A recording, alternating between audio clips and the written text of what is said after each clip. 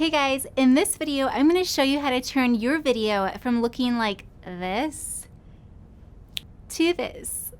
I'm Patricia Kellicani, and I show you how to make amazing videos on a budget to grow your company and career. Be sure to subscribe and hit the bell.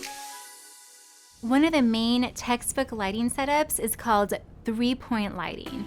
And we have the key light, the fill light, and the backlight. Let's demonstrate how to do this so you can light your videos professionally. So when you walk into a room, you turn on the light switch, but it looks so bad. So let's turn off the house lights and turn on the soft light. Right here, we have what's called a key light. So when it comes to the key light, you want to remember size, position, and angle.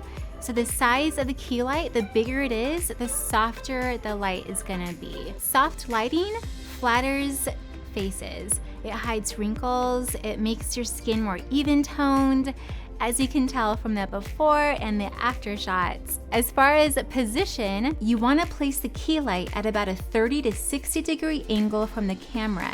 And for the angle of the light, you wanna point it down at a 45 degree angle onto the subject's face. In addition to the key light, you also want to think about the fill light, which is on the opposite side as the key light.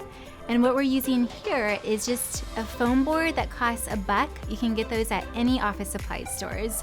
And we're having the key light bounce off of the foam board and fill in this side of my face to kind of make it more even toned and give that soft lighting on this side of the face.